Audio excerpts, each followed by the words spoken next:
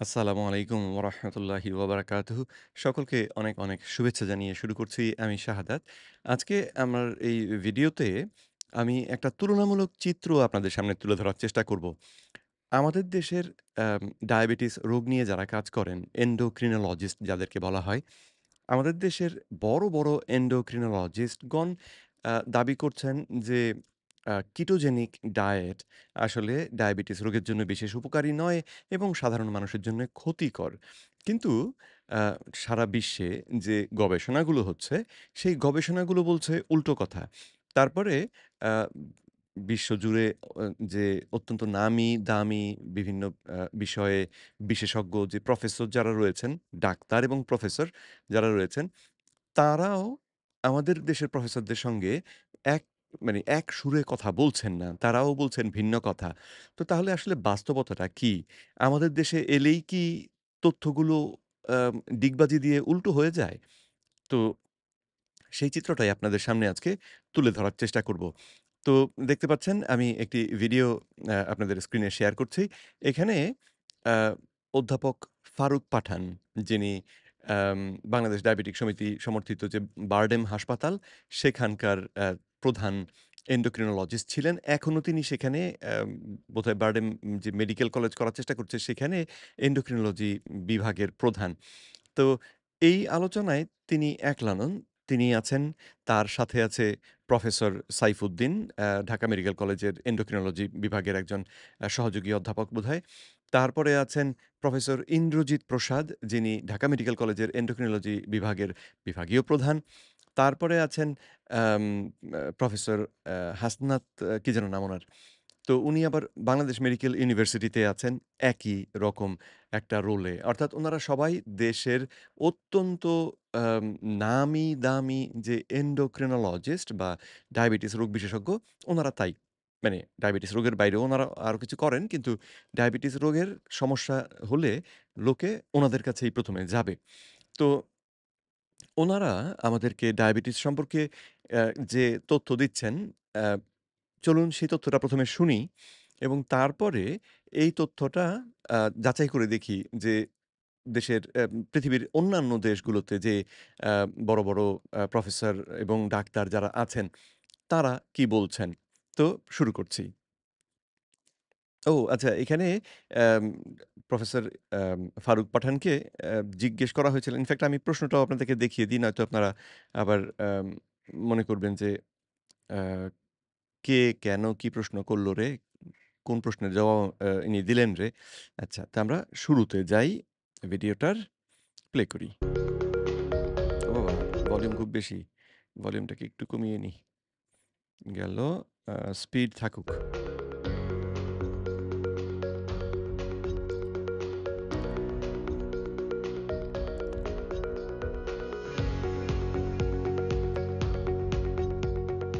এই পর্যায়ে প্রফেসর ফারুক পাঠান স্যারের কাছে আসবো। ডায়াবেটিস চিকিৎসায় খাবার দাবার একটা খুবই গুরুত্বপূর্ণ উপাদান। তো আপনি এবং এখন নতুন একটা ট্রেন্ড দেখা যাচ্ছে ফেসবুকে, কিটো ডায়েট বা খুবই বা ভাত না খেয়ে থাকছে। বা আপনি খাবার দাবার নিয়ে আমাদের বলবেন কি ধরনের খাবার দাবার ডায়াবেটিস চিকিৎসার জন্য সবচেয়ে উপকারী অথবা ডায়াবেটিস প্রতিরোধে, এবং কার্বোহাইড্রেট খুবই কম খেয়ে বা কিটো ডায়েটের আসলে কোনো স্বাস্থ্য ঝুঁকি আছে কিনা বা কোনো উপকারিতা আছে কিনা। ধন্যবাদ ফারুক আপনাকে। পাঠান। তো তাহলে শুনলেন, প্রশ্নটা হচ্ছে একেবারে কিটো ডায়েট কেন্দ্রিক। কিটো ডায়েট দিয়ে আসলে টাইপ 2 ডায়াবেটিক রোগীদের উপকার হবে কিনা? আ সেটাই এই প্রশ্নে জানার চেষ্টা করা। তো উনি প্রশ্নের শুরুতে আসলে বেশ খানিকক্ষণ, আচ্ছা যাক, আমি পুরোটাই আপনাদের শোনাই। যদিও সময় একটু বেশি লাগবে, কিন্তু আ উম শুরুতে আসলে কিটোজেনিক ডায়েটকে কেন্দ্র করে যে তিনি জবাব দিচ্ছিলেন তা নয়। তো যাই হোক, আমরা শুরু থেকেই শুনি উনার কথাগুলো। আমরা তো অলরেডি শুনলাম এখানে যে কিছু কিছু ফ্যাক্টর ঝুঁকি আছে যেটা আমরা পরিবর্তন করতে পারছি না, কিন্তু কিছু কিছু ঝুঁকি আছে আমরা পরিবর্তন করতে পারি। তার মধ্যে অন্যতম হলো ডায়েটের প্যাটার্ন। আর এখন যে আর্থসামাজিক পরিবর্তনের কারণে ডায়েটের প্যাটার্ন প্রচুর পরিবর্তন চলে আসছে। Fast food culture, junk food, high calorie diet, ভুজিভোজন, কোকোকোলা, মিশ্রিত খাবার প্রচুর এখন। শুধু তাই না, সহজ সহজলভ্য এগুলো। এবং আশেপাশে আমার বাড়ির আশেপাশে স্কুলের আশেপাশে স্কুলে আসতেছে সময় চরকদার বিজ্ঞাপন দিচ্ছেন, একটা খাইলে 3টা ফ্রি, এরকম অনেক বিজ্ঞাপন আমরা দেখছি। তেমন আকৃষ্ট হচ্ছে শিশুরা আকৃষ্ট হচ্ছে, বয়স্করা আকৃষ্ট হচ্ছে। তো খাবার বলতে কি বোঝায়? আমার ডায়াবেটিস হলেও যে খাবার প্যাটার্ন, ডায়াবেটিস না হলেও কিন্তু খাবার কিন্তু একই আসবে। এই কথাটা খেয়াল রাখবেন। তিনি বলছেন যে, ডায়াবেটিক রোগী হইলেও আপনার যা খাবার, ডায়াবেটিক না হইলেও আপনি সেই খাবারই খাবেন। তো এই কথাটা শুনলে আমার কাছে তখন এই যে ব্যক্তি তার যে অ্যাম প্রফেসর হিসেবে তার যে কোয়ালিফিকেশন, তার যে যোগ্যতা, সেই বিষয়টিকে তখন আমার আর বিশ্বাস হয় না। তার কারণ হচ্ছে অ্যা একটা মানুষ সুস্থ, আরেকটা মানুষ অসুস্থ। এই দুটো মানুষের মধ্যে একই খাদ্য অভ্যাস কিভাবে হতে পারে? কিভাবে একই খাদ্য অভ্যাস দুজনের জন্যই প্রযোজ্য হতে পারে, একই রকমভাবে উপকারী হতে পারে? যেমন আরেকটা ছোট্ট উদাহরণ দিলেই হয়তো বিষয়টা আপনাদের জন্যে পরিষ্কার হয়ে যাবে। আমাদের মধ্যে অনেকেই আছেন যারা বাদাম খেতে পারেন না। বাদাম ইনটলারেন্ট। তাদের বাদাম খেলে অ্যালার্জি হয় বা দেহে আরো বিভিন্ন রকমের আ ক্ষতি হয়। তো তিনি একজন অসুস্থ মানুষ। আর যিনি সবকিছু খেতে পারেন, তিনি আরেকজন সুস্থ মানুষ। তো এই ২ জনের জন্যে যদি আমি বলি যে, দুজনের খাদ্যাভ্যাস একই রকম হবে, অ্যা তাহলে আপনারা তো আমাকে ধরে কিলিয়ে কাঁঠাল পাকা করবেন অথবা গলার মধ্যে জুতার মালা দিয়ে শহরময় ঘুরিয়ে বেড়াবেন, তাই না? এবং সেটা যৌক্তিক। কারণ হচ্ছে যার দেহে বাদাম সহ্য হয় না, তাকে বাদাম খেতে বলাটা বা তার জন্যে বাদাম খাওয়া ঠিক আছে, এইরকম কথা মানে বুদ্ধিমান লোকে সেটা বলবে না।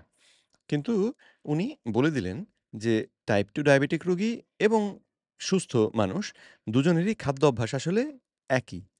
তো এই কথাটা মাথায় রাখবেন যে উনি এই দুটোকে একই বলেছেন। আমরা অন্য প্রফেসরদের মতামত দেখব, তারাও কি এই কথার সঙ্গে একমত কিনা সেজন্য মনে রাখতে বলছি। তফাৎ কিছু নাই। আমাকে ব্যালেন্স ডায়েট খেতে হবে, যাকে বলি আমরা সুষম খাদ্য। এটা WHO সারা পৃথিবীর সাথে কথা বলে, নিউট্রিশনিস্ট কথা বলে, সায়েন্টিস্ট কথা বলে একটা ফর্মুলা তৈরি করেছেন। অর্থাৎ এই জায়গাটাতে আরেকটু অসুবিধা আমার মতে সেটি হচ্ছে উনারা তাহলে WHO র যে প্রেসক্রিপশন, WHO র যে রিকমেন্ডেশন সেটাকে অনুসরণ করছেন। তো এমনিতে শুনতে আমরা মনে করি যে WHO এত বড় প্রতিষ্ঠান, তাহলে তারা যে অ্যাম তথ্য আমাদের দিচ্ছেন নিশ্চয়ই সেটা আম সত্য হবে বা বিজ্ঞান ভিত্তিক হবে এবং সেই কথাটা অনুসরণ করলে আমাদের উপকার হবে। কিন্তু আম চিকিৎসক হিসেবে এই প্রফেসর ফারুক পাঠান তিনি কিন্তু তার যে চিকিৎসক হিসেবে যে শপথ নিয়েছেন সেই শপথের মধ্যে কোড অফ এথিক্স যে ভিত্তিক যে শপথ ডাক্তারদেরকে নিতে হয়, সেই শপথের মধ্যে কিন্তু কোথাও বলা নেই যে আমি WHO এর প্রেসক্রিপশন মতোই সকলকে চিকিৎসা দিতে বাধ্য থাকিব। কিন্তু অন্য কথাটা আছে যে আমার সামনে যে রোগীটা বসে আছে, তার জন্যে যেটা সবচেয়ে ভালো আমি সেই জিনিসটা দেব। তো এখন WHO একটা প্রেসক্রিপশন দিল, সেই চিকিৎসা আপনি ব্যবহার করলেন, রোগীর অসুখের উন্নতি হলো না। আর নতুন কোনো গবেষণা থেকে, নতুন আপনার পরিচিত অন্য কোনো ডাক্তারের কাছ থেকে অথবা অন্য কোনো প্রফেসরের কাছ থেকে আপনি একটা তথ্য পেলেন, যেই তথ্য আপনার রোগী ব্যবহার করে আপনাকে এসে বলল যে, "এই তথ্যটা ব্যবহার করে আমার অসুখ তো আগে থেকে ভালো হয়েছে" এবং আপনি পরীক্ষা করে দেখলেন এই রোগীর অসুখটা ভালোর দিকে যাচ্ছে। তার দেহটা সুস্থ হয়ে উঠছে। তখন আপনি কোনটাকে বেশি গুরুত্ব দেবেন? ওনারা নিশ্চিতভাবেই বলবেন, "আমি WHO কেই গুরুত্ব দেব।" কারণ আম সেইটাই সব বিজ্ঞানীরা একত্রে বসে আম সিদ্ধান্ত নিয়েছেন। তাদের কথাটাই বিজ্ঞানসম্মত। কিন্তু তাহলে যেই রোগী আপনার পরীক্ষা-নিরীক্ষাতেই আপনি দেখলেন যে তার ডায়াবেটিস কমে গিয়েছে বা তার অসুখটা কমে গিয়েছে কোনো একটা ভিন্ন কৌশল অবলম্বন করাতে তার জন্য কি তাহলে সেই কৌশলটাই বেশি কার্যকরী নয়? এবং একজন চিকিৎসক হিসেবে তখন আপনার কি এই রোগীকে ওই কৌশলটা সম্পর্কেই উম সুন্দর করে বুঝিয়ে দেওয়া বা ওই কৌশলটা সম্পর্কে আপনার নিজের শিক্ষা করা উচিত নয়? কিন্তু উনাদের মধ্যে এই আচরণটা আমি দেখতে পাই না। ডাক্তার হয়ে তারপরে তারা যেন এই বড়, বড় যে অর্গানাইজেশন যেগুলো রয়েছে সেগুলোর দালাল হয়ে গিয়েছেন। তারা যে কথা বলে, উনারা সেই কথাই বলেন। তারা যেই পরামর্শ দেয়, ওনারা সেই পরামর্শই দেন। উম তারা বলে দেয় যে, "এই অসুখ, তাহলে এতটুকু ওষুধ দিতে দিতে হবে।" আপনার সামনে যে লোকটা বসে আছে তার ক্ষেত্রে এই কথাটা আসলে প্রযোজ্য হবে কিনা সেই বিষয়টি আ না ভেবে আপনারা দেখেন পরীক্ষায় এসেছে তার কোলেস্টেরল বেশি সুতরাং তাকে স্ট্যাটিন ধরিয়ে দাও। কিন্তু এই বিষয়টিকে নিয়ে যে রোগীর আ সঙ্গে বা রোগীর অবস্থাটাকে বিবেচনা করে একদম রোগীর জন্যে উপযুক্ত চিকিৎসা দেওয়া, সেটা ওনারা অনেকেই করছেন না। তো যাই হোক, তাহলে এম এই জায়গাটা আমি আপনাদেরকে একটু হাইলাইট করার চেষ্টা করছিলাম। প্রথমত হচ্ছে উনি বললেন, সকলের জন্য একই ডায়েট। দ্বিতীয়ত তিনি বললেন যে WHO যেটা বলেছে অ্যা সেটাই এখানে গুরুত্বপূর্ণ। রোগীর ব্যক্তিগত ব্যাপার-স্যাপার অ্যা তিনি সেভাবে দেখছেন না। অর্থাৎ আমার পুরা খাবার ২৪ ঘন্টায় যে ক্যালোরি আমি খাবো, এটাকে আমাকে একটা বিন্যাস আনতে হবে। যে ৩ টা ম্যাক্রোনিউট্রিয়েন্ট, একটা হলো কার্বোহাইড্রেট, একটা হলো প্রোটিন, একটা ফ্যাট। এটা সমন্বয় আনতে হবে। তার মধ্যে 50-60% কার্বোহাইড্রেট থাকতে হবে, 20% প্রোটিন থাকতে হবে, তো 30% আমার ফ্যাট থাকতে হবে। এরকম তো এই যে দাবিটা, এটা কি আসলে কোনো বৈজ্ঞানিক গবেষণা থেকে প্রমাণিত যে এই রকমের আ উম সুষম বিন্যাস থাকলেই সেটা মানুষের জন্য সবথেকে উপকারী? না। দুনিয়াতে কোনো এইরকম গবেষণা নাই যেখানে এই যে বিন্যাসের কথা উনি বললেন ৫০-৬০% শর্করা এবং তারপরে প্রোটিন এবং ফ্যাট এর যে বিন্যাসটা বললেন, এই বিন্যাস ব্যবহার করে অ্যাম মানুষ মানে পরীক্ষামূলকভাবে মানুষের উপরে এই বিন্যাস ব্যবহার করে তারপরে ২৫ বছর পরে দেখা গিয়েছে যে তাদের স্বাস্থ্য সবথেকে ভালো, তাদের কোনো অসুখ হয় না বা ডায়াবেটিক রোগী ২৫ বছর পরে দেখা গেল যে তাদের কোনো কমপ্লিকেশন হয়নি। তাদের অসুখ সেরে গিয়েছে। এইরকম কি কোনো প্রমাণ আছে? দুনিয়াতে নাই। এইরকম কোনো প্রমাণ দুনিয়াতে নাই। তো জিনিসটা তাহলে আসলে বিজ্ঞান ভিত্তিক কথাও না। এই যে দাবিটা ওনারা করেন, এই দাবিটার ভিত্তিটা আসলে বিজ্ঞান না। এই দাবিটার ভিত্তি হচ্ছে বিভিন্ন এক্সপার্ট তাদের মতামত। তারা মনে করেছেন এটা করলে সবথেকে ভালো হবে। এটা তাদের মতামত। কিন্তু কোনো পরীক্ষা ভিত্তিক গবেষণা থেকে কিন্তু এটা প্রমাণিত না। তো তার মানে এই মতামতের উপরে ভরসা করাটা আমাদের জন্যে আ মানে এই মতামতটাই আমাদের জন্য সবথেকে ভালো এইটার কোনো তো প্রমাণ নাই আসলে। তো সেটাকে সবথেকে ভালো তাহলে বলি কি করে? তাই না? তো যাই হোক চলুন সামনে এগোই। আমার বিন্যাস। আর সবজি যখন বেশি খাবো, প্রোটিন খাবো, সেটার সাথে আমার অলরেডি শাকসবজির সাথে, ফলমূলের সাথে আমার ম্যাক্রোনিউট্রিয়েন্টগুলি চলে আসবে। তাহলে যেহেতু হুম। আমার সুস্বাস্থ্য রক্ষার জন্য আমাকে এটা মানতে হবে। ঝুঁকি থাকলে আমি ঝুঁকি কমানোর একমাত্র উপায় হলো আমার সুস্বাস্থ্যকর খাবার, সুষম খাদ্য খাবার, ওজনের দিকে খেয়াল রাখা, এক্সারসাইজ করা। আর যারা অলরেডি ডায়াবেটিস হয়ে গেছে, ডায়াবেটিস খাবে আমি আগে বলছি যে অন্য মানুষের তুলনায় কিন্তু একই রকমের। তফাৎ কিছু নাই। ডায়েট কন্ট্রোল বলতে কোনো শব্দই নাই আমাদের। ডায়েট মানে হলো ব্যালেন্স ডায়েট। আর অ্যাকর্ডিং টু হাইট, ওয়েট, আমি কি কাজ করি, জব কি করি, এবং আমার কি কোমোরবিড কন্ডিশন আছে, সব কিছু মাথাকে এক একটা ডায়াবেটিস রোগীকে আমরা এক এক রকম ডায়েট প্ল্যান করে দিচ্ছি। তো তাহলে শুরুতে আপনি বললেন কোনো তফাৎ নাই। তারপরে এখন আবার প্ল্যান করে দিচ্ছেন। তাহলে ভিন্ন, ভিন্ন প্ল্যানেরই বা দরকার কি? তাই না? হিসেব মতো তো তাহলে ভিন্ন, ভিন্ন প্ল্যানও দরকার হওয়ার কথা না। এই প্ল্যানটা মানতে হবে, কেন? তাহলেই আমার হবে। কিন্তু প্ল্যান মানতে হবে, মানতে কীভাবে মানবো আমি? পুরো খাবারটাকে আমি ৬ ভাগে ভাগ করে খাবো। দেখেন আপনি বিদেশে যান, দেখবেন পুরা ওরা কিন্তু ৬ ভাগে ভাগ করে খাবারটা খাচ্ছে।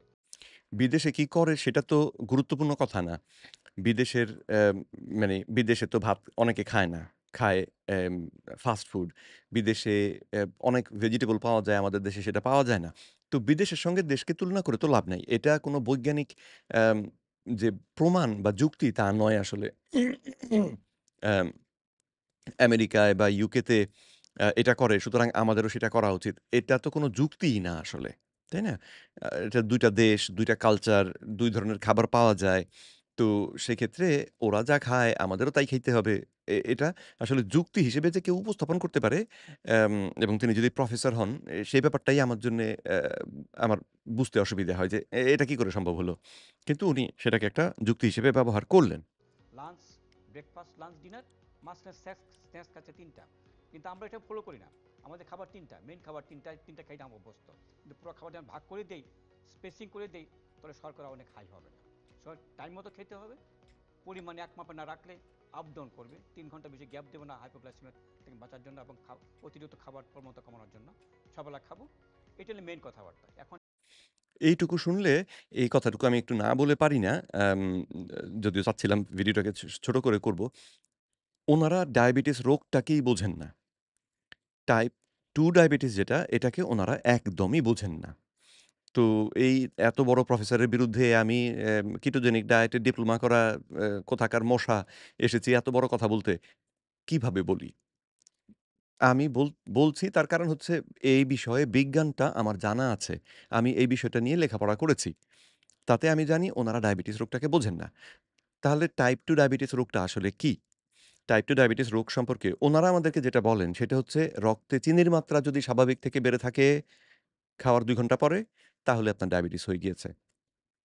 এটা ঠিক। এটা এক ধরনের ঠিক কথা। কিন্তু আমি যে ডায়াবেটিস রোগ সম্পর্কে যেটা জানি, সেটাই বলে যে যখন আপনার রক্তে চিনি এরকম বেড়ে থাকছে, তখন আপনি গুরুতর পর্যায়ের টাইপ 2 ডায়াবেটিক রোগী। তো তার মানে গুরুতর পর্যায়ের মানে হচ্ছে যে এর আগে একটা সময় ছিল যখন আপনি গুরুতর পর্যায়ের ছিলেন না। তো টাইপ 2 ডায়াবেটিসে ২ টো সমস্যা। একটা হচ্ছে রক্তে চিনি বেড়ে যাওয়া, যেটার কথা উনারা সবসময় বলেন। আর দ্বিতীয়টা হচ্ছে ইনফ্যাক্ট এই ২য় সমস্যাটাই মূল সমস্যা টাইপ 2 ডায়াবেটিসের। সেটি হচ্ছে রোগীর দেহে ইনসুলিন হরমোন অতিরিক্ত নিঃসরণের কারণে ইনসুলিন কার্যকারিতা হারায় এবং ফলে ইনসুলিন নিঃসরণ আরো বাড়ে। কথাটাকে একটু খেয়াল করবেন। বুঝিয়ে দিলে বোধহয় বা একটু ভেঙে বললে বোধহয় সুবিধা হবে। একজন সুস্থ মানুষ তিনি দিনে ৩ বেলা খাচ্ছেন। তাহলে ৩ বেলা খাবারের মধ্যে তার শর্করা জাতীয় খাবার ছিল এবং সেই শর্করা জাতীয় খাবার হজমের পরে তার রক্তে চিনির মাত্রা বাড়িয়েছে। যতবার চিনির মাত্রা বাড়বে রক্তে, ততবার ইনসুলিন হরমোনটা নিঃসরণ হবে, এসে এই চিনিটাকে রক্ত থেকে সরিয়ে আমাদের পেশির মধ্যে ঢুকিয়ে দেবে, চর্বি আকারের আমাদের দেহের মধ্যে জমা করে রাখবে, ইত্যাদি, ইত্যাদি কাজগুলো করবে। এখন উনার কথা মতন যদি আমরা ৩ বেলার পরিবর্তে ৬ বেলা খাই, তাহলে কি হবে দেখুন? আগে আমি একটু হাতে ইশারা করে আপনাদেরকে বোঝাবার চেষ্টা করি। আগে আমার দিনে ইনসুলিন বাড়তো ৩ বার। সকালে একবার বাড়তো, তারপরে ধীরে, ধীরে সেটা কমে আসতো। আমরা দুপুরবেলা একবার খেতাম, তখন আবার ইনসুলিনটা বাড়তো। তারপরে সেটা ধীরে, ধীরে কমে আসার সুযোগ পেত। তৃতীয় আমরা রাতের বেলা খেতাম, ইনসুলিন আবার বাড়তো এবং তারপরে ধীরে, ধীরে কমে আসতো। বাকি রাতটা ইনসুলিন আর বাড়তো না। সকালবেলায় উঠে আমি আবার খেলে আবার ইনসুলিন বাড়তো। তো দিনে ৩ বার ইনসুলিনটা বাড়তো এবং ৩ বার আবার কমে আসার সুযোগ পেত। আচ্ছা, এইবারে আমরা সেটাকে যদি ৬ বার করে ফেলি, তাহলে দেখবেন যেটা হয়, সেটা হচ্ছে আ একবার ইনসুলিন নিঃসরণ হলে সেটা রক্ত থেকে সরে যেতে একজন সুস্থ মানুষের ক্ষেত্রেও যেহেতু ৪ ঘন্টা, ৩ ঘন্টা ৪ ঘন্টা সময় লাগে, সেই কারণে আপনি সকালে নাস্তা খেলেন, এই সকালবেলা নাস্তা খেয়েছেন। সকালবেলা নাস্তা খাওয়ার সঙ্গে, সঙ্গে ইনসুলিন হরমোন বেড়েছে এবং সকালে ৮ টায় যদি নাস্তা খেয়ে থাকেন, তাহলে ধরুন ১১ টার আগে এই ইনসুলিনটা নামবে না। কারণ ইনসুলিনটা বেড়েছে। তো খাওয়ার ঠিক সঙ্গে, সঙ্গে তো ইনসুলিন যে সবথেকে বেড়েছে তা নয়। খাওয়ার একটু ধরুন ০.৫ ঘন্টা পর থেকে যদি আমরা হিসেবটা ধরি তাহলে ১১:৩০ হয়ে গেল। আচ্ছা, তো তাহলে এই সকালে খাওয়ার কারণে আমার ১১:৩০ অবধি ইনসুলিন হরমোনটা বেড়ে থাকবে এটা আমরা এখন বলতে পারি। তো এরপরে আমি আবার যদি ১১ টার সময় কিছু খাবার খেয়ে নিই তাহলে তো আমার ইনসুলিনটা এখনো নেমে আসতে পারেনি। কমে যে রক্ত ইনসুলিন মুক্ত হবে, দেহ ইনসুলিন মুক্ত হবে সেটা করতে পারেনি। এই অবস্থায় আমি একটা উনারা যেরকম স্ন্যাকস দেন ভাগ করে, সেই স্ন্যাকস আপনি একটা খেয়ে ফেললেন। স্ন্যাকসের মধ্যে শর্করা ছিল। সেটা হজম হয়ে রক্তে চিনি বাড়ালো। চিনি বাড়ালে পরে ইনসুলিন আবার বেড়ে যাবে। তো ইনসুলিন হরমোন গেল বেড়ে। তাহলে কমে ১ম বাড়ার কারণে এটা যে কমে ০ তে আসবে তার আগেই ০ তে আসার আগেই সে আবার বেড়ে গেল। এইবারে এটা আবার চলবে ৩ ঘন্টা। তো ১১টা থেকে যদি আপনি নাস্তাটা খান তাহলে ১১:৩০ থেকে ধরুন তো ১:৩০ তো ১:৩০ টার আগে এটা কিছুতেই নামবে না। আর কারো, কারো ক্ষেত্রে আরো কিছু বেশি সময় লাগবে। এরপরে আমি ১ টার সময় এলাম। ১ টার সময় এসে আবার লাঞ্চ খেলাম। তো পরিমাণে আমি খুব বেশি খাচ্ছি না। পরিমাণে কিছু কমিয়ে খাচ্ছি। কিন্তু আমার রক্তে চিনি তো বাড়ছে। চিনি বাড়লে ইনসুলিন হরমোন বাড়তে বাধ্য। তো ইনসুলিন হরমোনটা বেড়ে আ আমার রক্তের এই চিনিটাকে সরাবার চেষ্টা করছে। তো এইভাবে করে যদি এই ৭ বেলা বা ৬ বেলা আমি খাই, তাহলে যেটা হয় সেটা হচ্ছে যে সকালে যে ইনসুলিনটা বাড়ে, বাড়ার পরে সেটা সারাদিনের মধ্যে একবারও আসলে আর সারাদিন বলতে মানে দিনের অংশ যেটা সূর্য যখন আ আ উম আকাশে থাকে, এই সময়টাতে এবং তার থেকেও কিছু বেশি সময়, রাতেরও কিছু অংশ মিলিয়ে এই সময়টাতে ইনসুলিনটা ওই একদম বেসলাইন যেটাকে বলি আমরা, সেই জায়গায় নামার সুযোগই পায় না। ফলে এই ঘটনা যদি দিনের পর দিন চলতে থাকে, দেহ কি মনে করে? দেহ না ঠিক মনে করে না, দেহ তখন অনুভব করে যে ইনসুলিনটার এই ধরুন যেখানে আগে থাকতো ০, এখন ১ মাত্রার ইনসুলিন মাত্রার নিচে ইনসুলিন সারাদিনে নামে না। তখন আমাদের দেহের কোষগুলো যাদের অ্যাম হওয়ার কথা ছিল যেটা যে ইনসুলিন আসবে, নক করবে, তারা খাবার নেবে, তারা তাদের কাজগুলো করবে, তারপরে ইনসুলিন থাকবে না। কিন্তু এখন ইনসুলিন যেহেতু সবসময়ই আছে, সুতরাং এই ইনসুলিনের মাত্রা আরো না বাড়লে এই কোষগুলো বুঝতে পারে না যে রক্তে চিনি এসেছে বা চিনি বেড়েছে, চিনিটাকে সরাতে হবে। এই ব্যাপারটা তখন তারা বুঝতেই পারে না। তো ফলে এই ঘটনাটা কিছুদিন করার পরে একদিন সকালে যখন আমি নাস্তা খেলাম, এই শর্করা সমৃদ্ধ নাস্তা, তখন হলো কি আমার দেহ এই ইনসুলিন ১ পর্যন্ত ওঠার আগে আমার দেহ এটাকে ওই মানে খাদ্যে রক্তে খাদ্য এসেছে এই বিষয়টাই তখন আমার দেহের কোষগুলো বুঝতে পারছে না। তো এটাকেই আমরা তখন বলি সেনসিটিভিটি হারানো বা সংবেদনশীলতা হারানো। তো ইনসুলিনটা তখন ১ থেকে বেড়ে ২ যখন হয় তখন কোষগুলো আবার কাজ করতে পারে। তো এখন ২ হয়ে গেলে আমি যদি একই খাদ্য ধারা ধরে রাখি তাহলে সারাদিন ধরে তো ২, ২, ২, ২, ২, ২ বেড়ে থাকে। সুতরাং ৩ মাস ৬ মাস পরে আমার দেহ ২ মাত্রাটাকেই ধরে নেয় যে এটা হলে এটা মানে স্বাভাবিক। তখন ২ মাত্রা পর্যন্ত ইনসুলিন ওঠার আগে সে কাজ করে না। তো ডায়াবেটিস রোগের এই যে চিনি বাড়ার সমস্যা, এই ঘটনাটা ধরা পড়ার ১০ বছর ১৫ বছর আগের থেকে এই ইনসুলিন বাড়ার সমস্যাটা শুরু হয়। অর্থাৎ ডায়াবেটিস রোগটা শুরু হয় প্রায় ১৫ বছর আগে এবং যখন ওনারা রক্তের চিনি মেপে ডায়াবেটিস রোগটা ধরেন, তখন আসলে রোগটা গুরুতর অবস্থায় পৌঁছে গিয়েছে। যার রক্তে চিনি বেড়েছে, তার শরীরের অবস্থা আসলে অত্যন্ত খারাপ তখন। তো ওনারা ইনসুলিন যে বেড়ে রয়েছে, ইনসুলিন যে অতিরিক্ত মাত্রায় আপনার রক্তের মধ্যে প্রবাহিত, আপনার প্যানক্রিয়াস একদিনে যত ইনসুলিন তৈরি করতে পারে, সর্বোচ্চ যত ইনসুলিন তৈরি করতে পারে, সেই মাত্রায় ইনসুলিন তৈরি করেও যখন আপনার দেহে এই ইনসুলিন আর কাজ করছে না, ওই যে এই কারণে যে সারাদিন বেড়ে থাকে সেজন্যে যখন সেটা আর কাজ করছে না, তখন রক্তে চিনি বাড়ে। তো তার মানে হচ্ছে এই অতিরিক্ত ইনসুলিনটা ডায়াবেটিসের মূল সমস্যা। আর এই অতিরিক্ত ইনসুলিনটা শুধুমাত্র যে চিনির ক্ষেত্রেই ভূমিকা রাখে তা কিন্তু না। ইনসুলিনের আরো অনেকগুলো কাজ রয়েছে এবং এই কাজগুলো আ আমাদের দেহের মধ্যে তখন কোনো অঙ্গ বেশি করে, কোনো অঙ্গ কম করে। যেমন পেশি কোষগুলো ইনসুলিনের প্রতি সংবেদনশীলতা হারায় দ্রুত। কিন্তু চর্বি উৎপাদনের যে প্রক্রিয়া, সেটা সংবেদনশীলতা হারায় না। সেটা দেদারসে চর্বি বানাতে থাকে। ফলে অ্যা মানুষটা দুর্বল অনুভব করেন অথচ তার ওজনও বাড়ে। দুর্বল অনুভব করলে মানুষটা তখন কাজে কর্মে আগ্রহ পান না, বসে থাকেন, সুযোগ পেলেই শুয়ে থাকেন। আমরা তাকে দেখে বলি, "এই বেটা তো অলস।" ডাক্তাররাও বলে, "আপনি অলস। আপনাকে নড়াচড়া করতে হবে, ব্যায়াম করতে হবে।" সমস্যা হচ্ছে তার দেহে যদি শক্তি উৎপাদন ঠিক মতন না হয়, তাহলে সে ব্যায়াম করবে কি করে? সে চলবে কি করে? শক্তি ছাড়া তো এগুলো হয় না। কিন্তু আমাদের এই ডাক্তারগণ এই বিষয়টাকে যেন বোঝেনই না। উনারা এই জায়গাটাকে অ্যা ওই একদম ইগনোর করে যান। আর যদি তারা এই বিষয়টাকে পরীক্ষা করে দেখতেন এবং দেখতেন যে রোগীর দেহে সর্বোচ্চ মাত্রায় ইনসুলিন রয়েছে, তাহলে এন্ডোক্রিনোলজিস্ট হিসেবে, হরমোনবিদ্যা বিশারদ হিসেবে ওনাদের দায়িত্ব পড়তো ইনসুলিনটা কিভাবে কমিয়ে আনা যায়, সেটা খুঁজে বার করার জন্যে। তো দুঃখজনকভাবে এমন কোনো ঔষধ, বহুল ব্যবহৃত বা নিরাপদ এমন কোনো ঔষধ নেই, যেটা খেলে আপনার ইনসুলিনটা কমিয়ে আনা যায়। তো সেজন্যে ওনারা এইটার কথা একেবারে আলোচনাই করেন না। উনারা শুধু চিনি নিয়ে আছেন।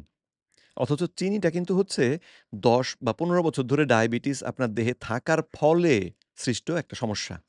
তো সমস্যাটাকে, মূল কারণটাকে সমাধান না করে আপনি যদি ফলাফলের দিকে ফলাফলটাকে ধরে টানাহেঁচড়া করেন, তাহলে মূল সমস্যা তো সমাধান হবে না।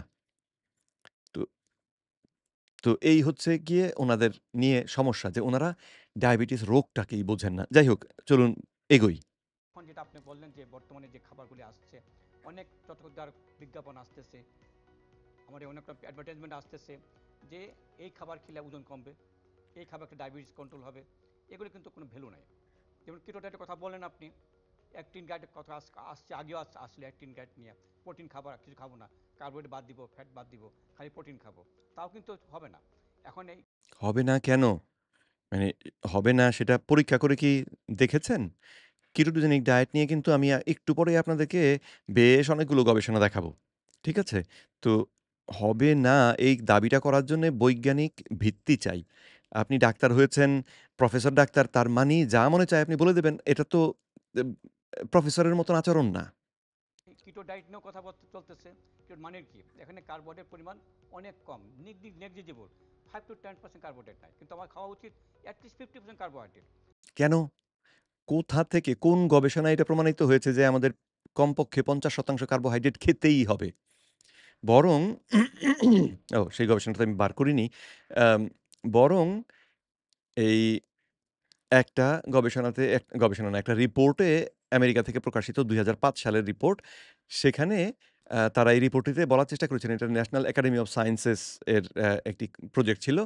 তারা বলার চেষ্টা করেছিলেন যে কোন খাবারগুলো মানুষকে খেতেই হবে এবং কোনটা না খেলেও চলবে। সেই রিপোর্টে তারা দাবি করেছেন যে শর্করা জাতীয় খাবার খাওয়াটা মানুষের জন্যে বাধ্যতামূলক না। তো আপনি এদিকে বলছেন যে ৬০% খেতে হবে।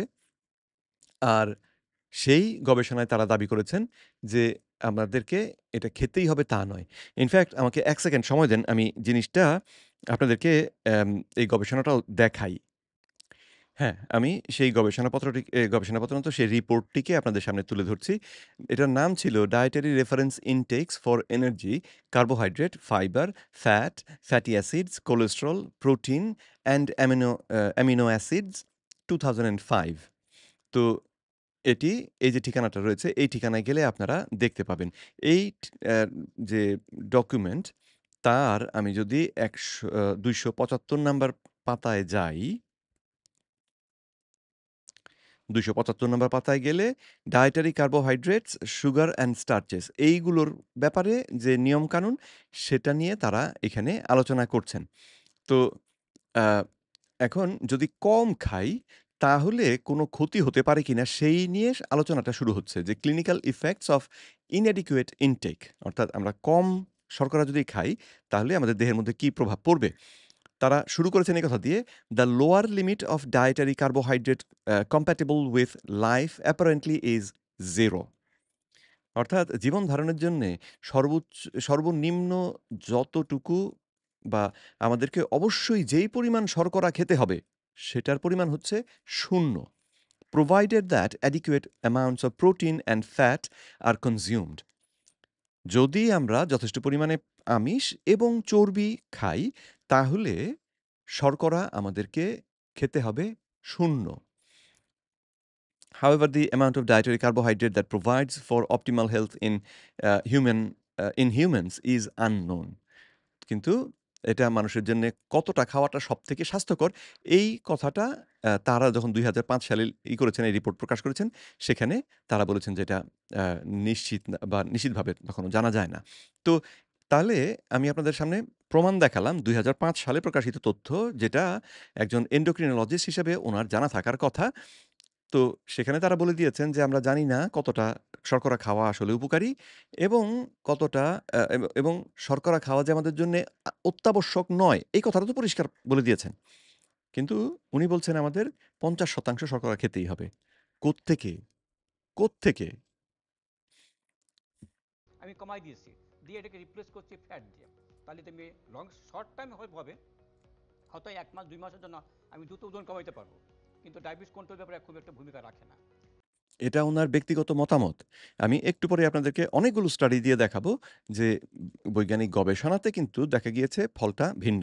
এবং লং টার্ম দেখা যাচ্ছে যে আমি এই যে খাবার খাই, যেমন আমার এখানে কার্বোহাইড্রেট পরিমাণ একই কম, ফ্যাটের পরিমাণ অত বেশি আমার ঝুঁকি আসবে। কি ঝুঁকি আসবে? কার্ডিওভাস্কুলার ঝুঁকিগুলি আসবে। তারপর কার্ডিয়াক সমস্যা বাড়বে, আমার স্ট্রোকের সমস্যা বাড়বে, স্নায়ুর সমস্যা হবে, বিভিন্ন রকম ভিটামিনের ডেফিসিয়েন্সি আসবে। তো চর্বি বেশি খেলে এই সমস্যাগুলো হবে বলে তিনি দাবি করলেন। তো আমি আপনাদেরকে আরেকটা গবেষণাপত্র তাহলে এই মুহূর্তে এই ফাঁকেই দেখিয়ে দিই। তো আমাকে আবার ১ টা সেকেন্ড সময় দিবেন। আমি পেপারটাকে ওপেন করে নিই। তো তিনি বলছিলেন যে যদি আমরা চর্বি খাই তাহলে আমাদের বিভিন্ন রকমের ঝুঁকি দেখা দেবে। তো আমি আপনাদের সামনে এখন একটা পেপার দেখাচ্ছি, গবেষণাপত্র দেখাচ্ছি। JMA জার্নালে পাবলিশড ২৮ শে এপ্রিল ২০২৫ সালে অর্থাৎ এই বছরই এই পেপারটি পাবলিশ হয়েছে। তার শিরোনামটা হচ্ছে "saturated fat restriction for cardiovascular disease prevention" অর্থাৎ হৃদরোগ আম প্রতিরোধে যে সম্পৃক্ত চর্বি খেতে যে নিরুৎসাহিত করা বা এটাকে কমিয়ে রাখা, এই বিষয়ে তারা একটা সিস্টেমেটিক রিভিউ এবং মেটা অ্যানালিসিস করলেন randomized কন্ট্রোল ট্রায়ালগুলোর উপর ভিত্তি করে।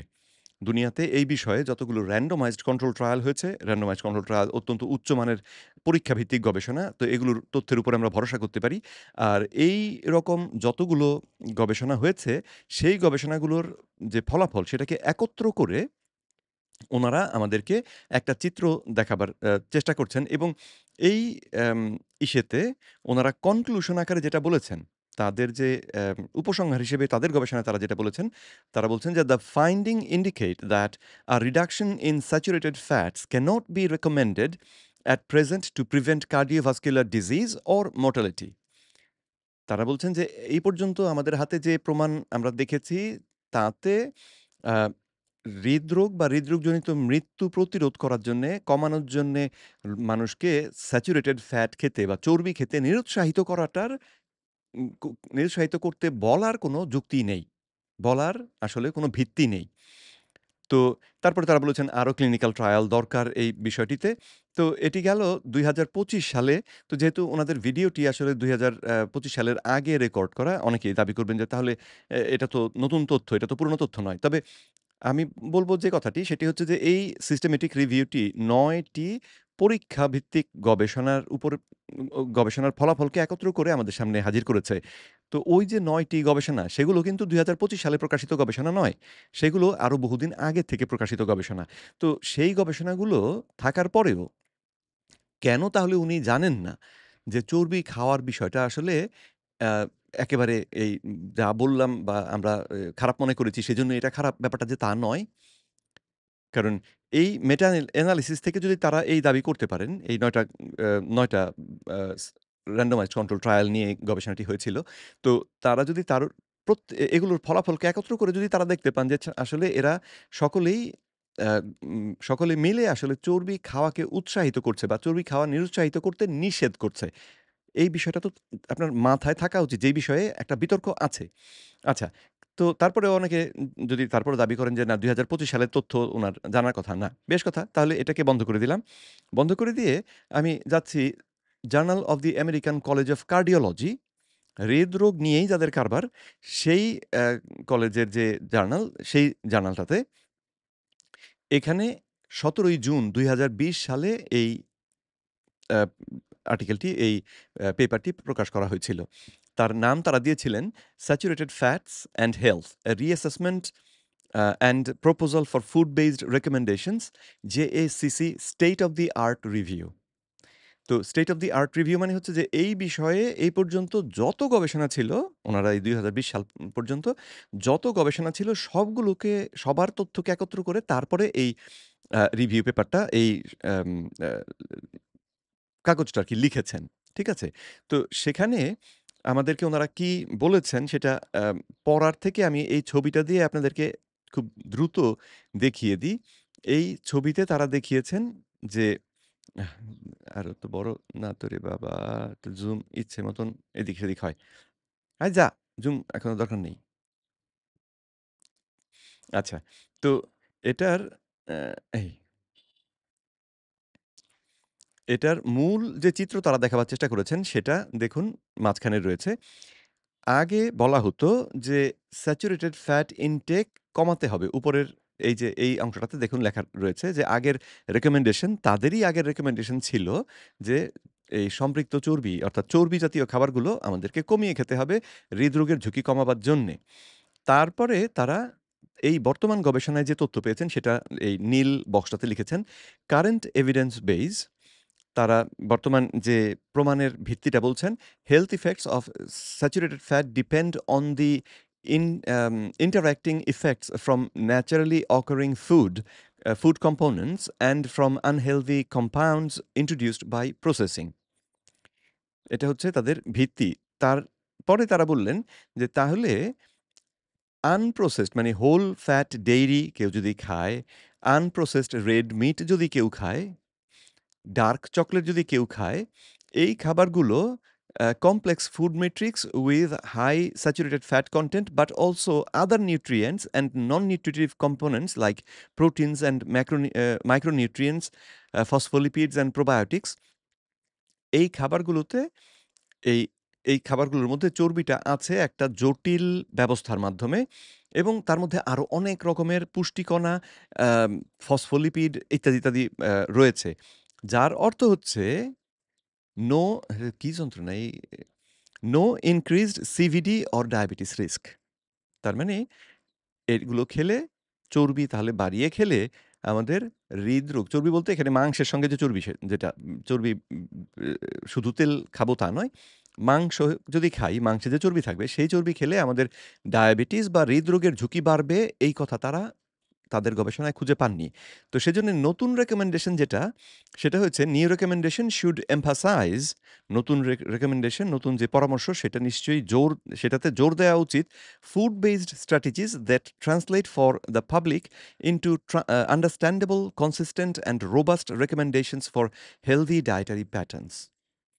তো তার মানে তারা বললেন যে এখন আমাদেরকে ওই শর্করা এতটা খেতে হবে, ফ্যাট এতটা খেতে হবে, এইরকম কথা বলার পরিবর্তে কথাটা বলা শুরু করা উচিত এইভাবে যে আপনার অমুক খাবার খেতে হবে, অমুক খাবার খেতে হবে, মাংস খেতে হবে। যদি এইভাবে করে বলি আমরা তাহলে শুধু যে চর্বি খাওয়ার কথা বলছি তা নয়। আমরা স মাংসের সঙ্গে চর্বিও খাচ্ছি, প্রোটিনও খাচ্ছি, আ আ অনেক আরো ভিটামিন, মিনারেল অনেক কিছু খাচ্ছি যেটা দেহের মধ্যে ইতিবাচক ভূমিকা রাখে। তো এই গবেষণাটি তো প্রকাশিত হয়েছিল ২০২০ সালের জুন মাসে। তাহলে এটা তো উনার জানার কথা ছিল, তাই না? এই গবেষণা journal of the American college of কার্ডিওলজির যে সিদ্ধান্ত, সেখানে প্রকাশিত গবেষণা উনার তো গুরুত্ব দিয়ে দেখার দরকার ছিল। কিন্তু সেই ঘটনাটি তো ঘটেনি দুঃখজনকভাবে। যাই হোক চলুন তাহলে আপনাদের সামনে প্রমাণ আমি দেখালাম। এবারে আমরা উনার কথায় আবার ফিরে যাই। সো এইসব ক্ষেত্রে দেখা গেছে যে লং টার্ম আমার কেটো ডায়েট খেয়ে খুব ভালো একটা উপকার আসতেছে না, বরং দেখা গেছে যে এই ডায়েট খেয়ে সমস্ত ওষুধ বন্ধ করে দিল, দেওয়ার পরে তার সুগার অনেক হাই হয়ে বসে রইল। তো তাই না, এখন বর্তমানে কিন্তু এটা বাদ দিয়ে কেটো ডায়েট তো আছে একটা ব্যবসা, এটা আমাদের কিন্তু লং টার্ম কমিয়ে আমার বেনিফিট দিচ্ছে না। শর্ট টার্ম দিতে পারে, হয়তো 1 মাসের জন্য আমার কমাইতে পারে, কিন্তু লং টার্ম বেনিফিট দেবে না। শর্ট টার্ম মানে শর্ট, কারণ আমার আবার এটা আবার ফেরত আসবে, আমার ওয়েট আবার ফেরত আসবে, কিন্তু লং টার্ম কন্টিনিউ যদি করতে চাই I have to take balance diet, যাতে আমার ডেফিসিয়েন্সি না হয়। মাইক্রোনিউট্রিয়েন্ট ম্যাক্রোনিউট্রিয়েন্ট দুটোকে আমার মাথায় রাখতে হবে সুস্বাস্থ্য রক্ষার জন্য। অন দ্য আদার হ্যান্ড আরেকটা জিনিস আমরা দেখতেছি বর্তমানে আমাদের প্রেক্ষাপটে, যে টোটাল বিজ্ঞাপন আসতেছে বিভিন্ন ইউটিউবে, বিভিন্ন ফেসবুকে আসতেছে কিছু ওষুধ।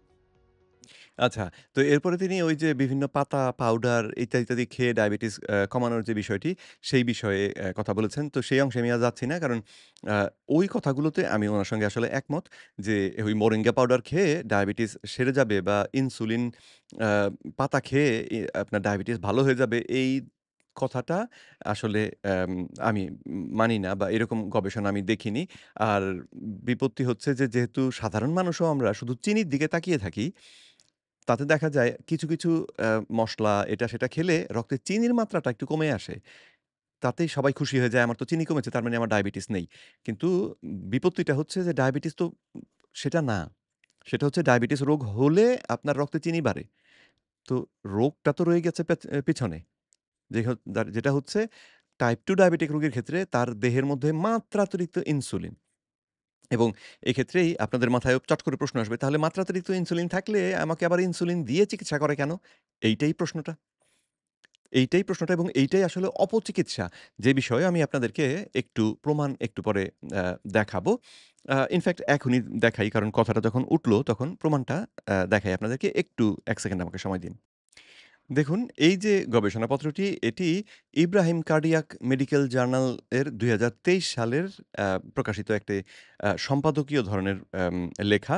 লিখেছেন প্রফেসর আম আ তিনি এখনো সহযোগী অধ্যাপক। তো আ স ইসেতে আ আমাদের বাংলাদেশ ডায়াবেটিক সমিতি নিয়ন্ত্রিত যে আ ইব্রাহিম কার্ডিয়াক যে হাসপাতালটি রয়েছে, তিনি সেই হাসপাতালে কর্মরত আছেন।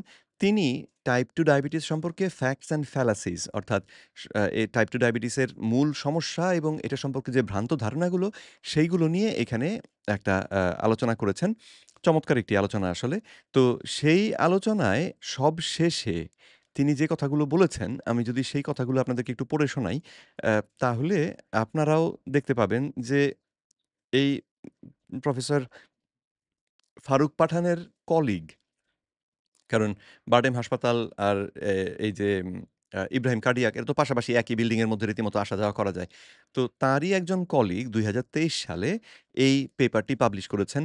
যেখানে তিনি বলছেন যে এই রোগীদেরকে ইনসুলিন বা এই জাতীয় যে চিকিৎসা যেটা দেয়া হচ্ছে সেটা রোগীর আসলে ক্ষতি করে।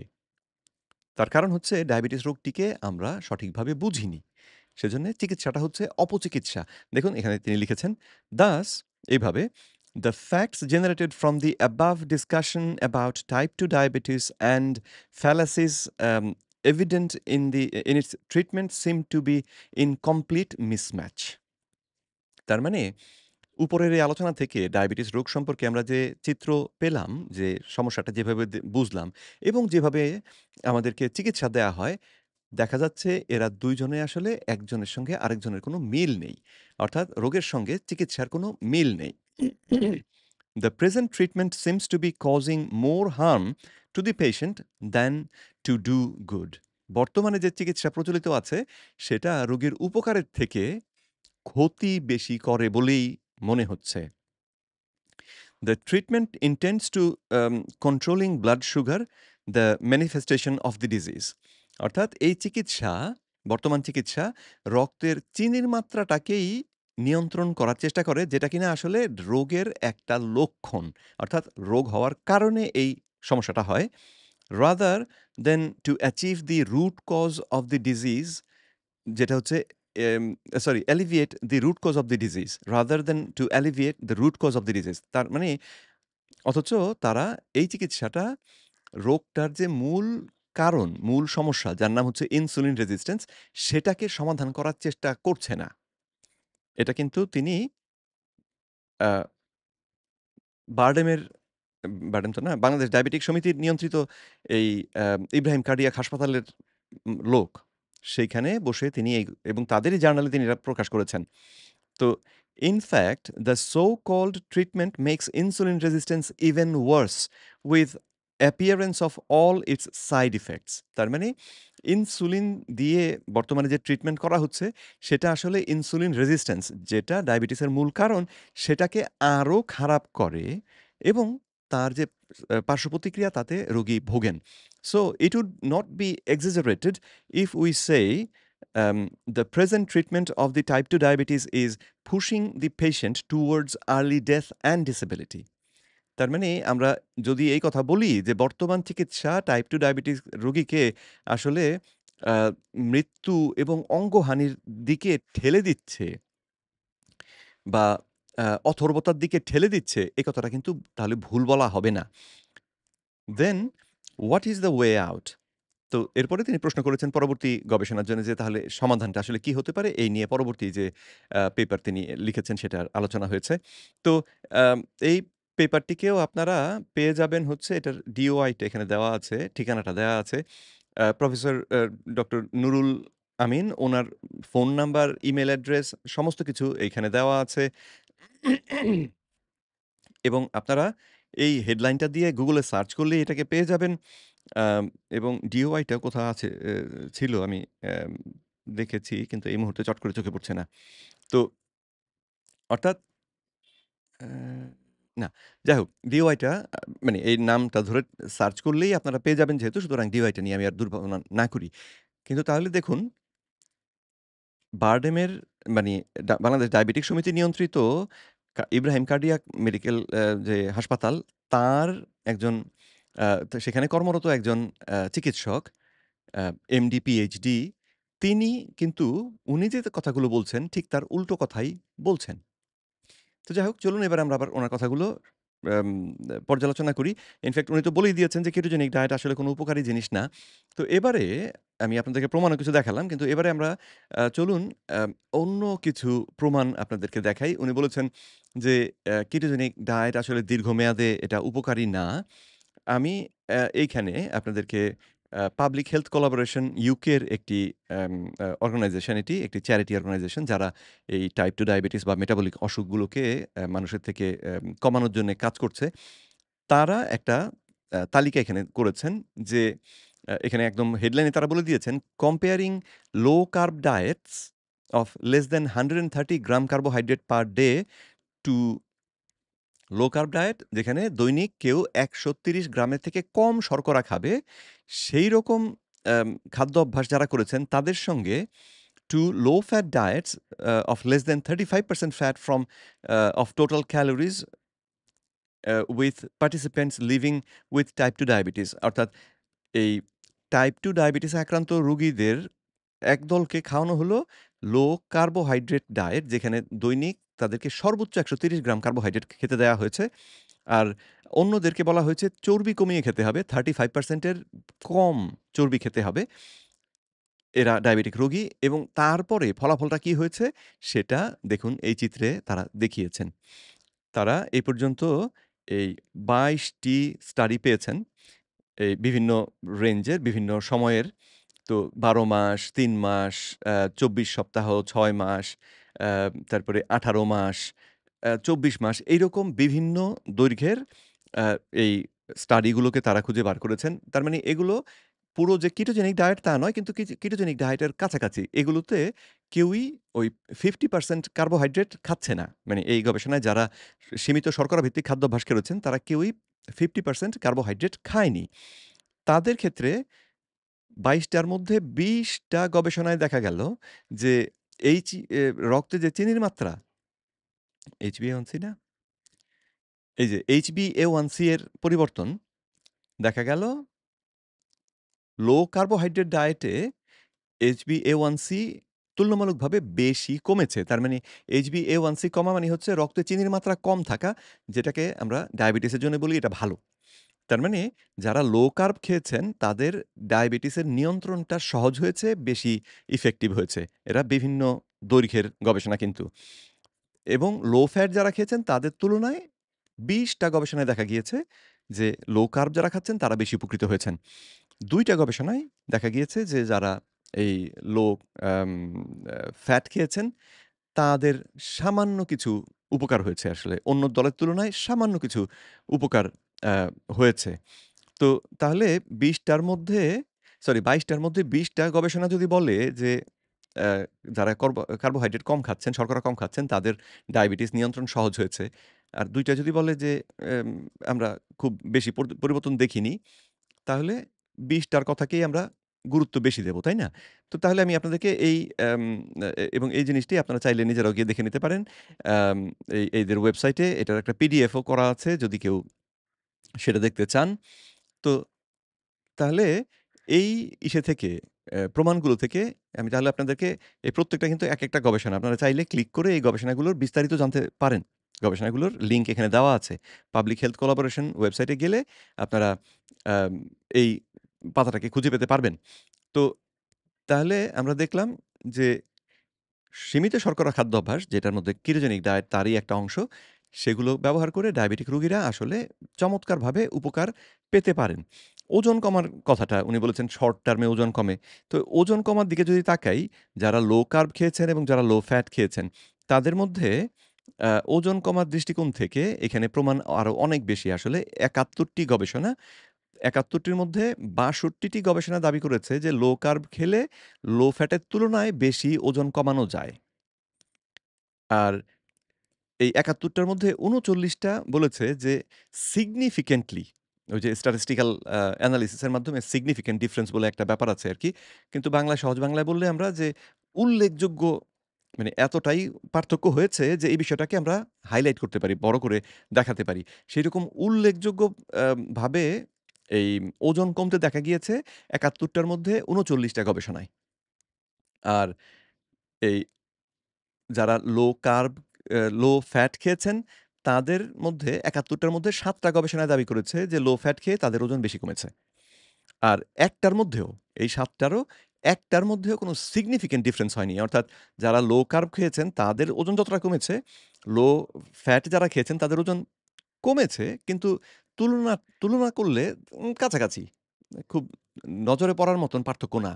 আর আ ইসের ক্ষেত্রে যারা লো কার্ব খেয়েছেন তাদের ক্ষেত্রে পার্থক্যটা ছিল একেবারে নজরে পড়ার মতন।